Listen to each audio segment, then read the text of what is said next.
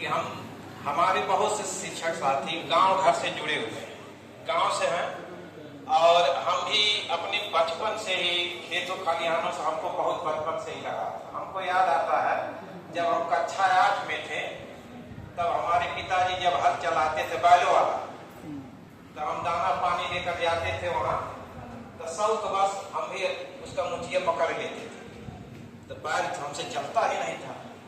ऐसे ऐसे करते हम कक्षा 8 में जब थे तभी हल चला रहे थे। उसके बाद बेचारों का समझ चला गया, लगता है हमको इंटर तक आए हैं 2-4 साल, तब तक वो सब चले गए। अब आ गया हमारा ट्रैक्टर और कृषि यंत्र में अभूतपूर्व, जैसे पहले खाद बीज उन्नत किस्म के आए हैं, उसके बाद कृषि यंत्र आए हैं, सिंचाई के साधन व्यापक हुए हैं। इसका यह परिणाम निकला कि हम इस समय पूरे इंडिया में खाद्यान्न के मामले में आत्मनिर्भर हो गए। वह भी जमाना था जब हमारे देश के दूसरे प्रधानमंत्री हुए थे, जय जवान जय किसान का नारा देने वाले लाल बहादुर शास्त्री जी। उनके सामने खाद्यान्न की इतनी संकट थी कि वह अपने परिवार में चर्चा किए अपने धर्मपत्नी से कि ऐसी अपने देश की दशा है कि गेहूं हमको विदेशों से मंगाना पड़ रहा है, रूस से मंगाना पड़ रहा है, क्या किया जाए। हम बहुत चिंतित थे। उन्होंने ऐसा प्रस्ताव रखा कि हम अपने देश में खाद्यान्न उत्पादन के लिए उन्होंने खुद नारा दिया, हल चलाया, और यहाँ तक किए थे कि एक दिन सप्ताह में उपवास रखें। गांधीवादी नेता थे, उसने स्वयं से शुरुआत की थी कि चलो एक टाइम उपवास करते हैं, अगर सारा देशवासी ऐसा कर लेंगे तो हमारा बहुत से खाद्यान्न थोड़ा ग्रो होगा। लेकिन और उनका परिणाम यही हुआ जब जय किसान जय जवान का नारा जो लगा दिए और हमारा देश इतना उन्नत हुआ कि आत्मनिर्भर हो गए। लेकिन इसी आत्मनिर्भरता के पीछे हम इतने पीछे चले गए सेहत रूप में, क्योंकि आज आधुनिक युग में इतनी कीटनाशक, इतना रसायन खेतों में इस्तेमाल हो रहा है, वो कहीं न कहीं दुष्प्रभाव छोड़ रहा है हमारे सेहत पर। यहाँ तक जानवरों के, पेड़ पौधों के अंदर चला गया। तो मेरी भी इच्छा होती थी कम से कम, हम बड़े काश्तकार किसान नहीं है, हमारे सब पास इस समय खुद का 1.5 बीघा खेत है, उसमें हम स्वयं सब्जी करते हैं। और एक मित्र हमारे मिले, हमको सलाह दिए कि भैया जब तुम अपने खाने भर के करते हो तो कुछ नया प्रयोग करो। तो हम कहा कि हाँ, ऑर्गेनिक जैविक खेती का नाम सुने हैं मीडिया के माध्यम से, पेपर के माध्यम, लेकिन देहातों को उसको बताने वाला नहीं था कि कैसे किया जाए। तो उसके लिए हमने गूगल पर सर्च किया ऑर्गेनिक खेती के बुक, तो अपने इंडिया के फेमस है पीएल मालीवाल ऑर्गेनिक खेती के सिद्धांत, उनको उसकी किताब अभी हमें साल भर पहले मंगाकर अध्ययन किया है बहुत सब शिद्दत के साथ। और उसके बाद यूट्यूब भी बहुत से हैं चैनल ऑर्गेनिक खेती बताते हैं। पीएल मालीवाल जी बताते हैं कि उसमें 3 तरह की खेती होती है, एक प्राकृतिक होती है, एक जैविक होती है, एक रासायनिक। प्राकृतिक खेती का शुरुआत हम लोग जवाहर काल में थे तो शुरू कर दिए थे। जैसे कोई जंगल रहता था उसको जला देते थे या वहाँ उर्वरा युक्त मिट्टी रहती थी तो उसमें साल 6 महीना का 2 फसल होता था, उसके बाद चेंज कर दिया जाता था फील्ड को। तो उसको भी हमने प्रयोग किया। हमारा एक बाग है छोटा सा, उसमें इस समय हम लगाए हैं कोहड़ा और घेवड़ा की प्राकृतिक अवस्था। उसमें हमको आज तक न उसमें केवल बीज की बुआई कर दिए हैं, न खाद डालना पड़ा है, न पानी डालना, और बहुत शानदार फल लग रहा है, न कीटनाशक। प्राकृतिक, और प्रकृति क्या करती है हमारी, सबको संतुलित करती है।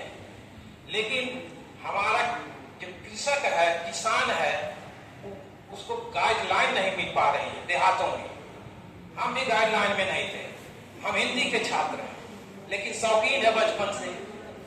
तो हमने इसके प्रयोग के लिए 25 गुणे 6 यानी 150 वर्ग मीटर में हमने किचन गार्डन तैयार किया है। और किचन गार्डन तैयार करने से हमको दो फायदे, हमारा सेहत फिट रहता है, उसमें कुछ न कुछ सुबह शाम रोज काम रहता है। अब किचन गार्डन को हमने अपने घर से 1 किलोमीटर दूर पर लगाया, वहाँ सुबह भी जाता हूँ, शाम को जाता हूँ। और एक हमारे मित्र हैं रमेश चौहान, बेलहर कलाम टीचर, वो भी तो शाम को 2 किलोमीटर हो गया, इस सुबह को तो 4 किलोमीटर हमारा टहलना हो जाता है। और उसमें निराई गुड़ाई लगा रहता है, उसको हम सुबह शाम करते हैं। इससे हमारा यह लाभ होता है कि सेहत हमारा तंदुरुस्त है। देखने में भले दुबले पतले होंगे, इसको वजन बढ़ाने का हमने प्रयास बहुत किया इसलिए किया कि हम देख रहे थे हमारे भी देखिए हमको पहचाना नहीं पा रहे। आज 15 साल पर मिले हजारी भाई बीएड का हमारे क्लास फेलो है कि कैसे भैया इतना तंदुरुस्त हो गए। हमने तो अपना सेहत बढ़ाने के लिए समझिए आदमी छोड़कर बहुत कुछ खा डाला लेकिन कुछ भी नहीं फर्क पड़ने वाला है। 64 किलो थे 15 साल पहले, आज भी 64 किलो है।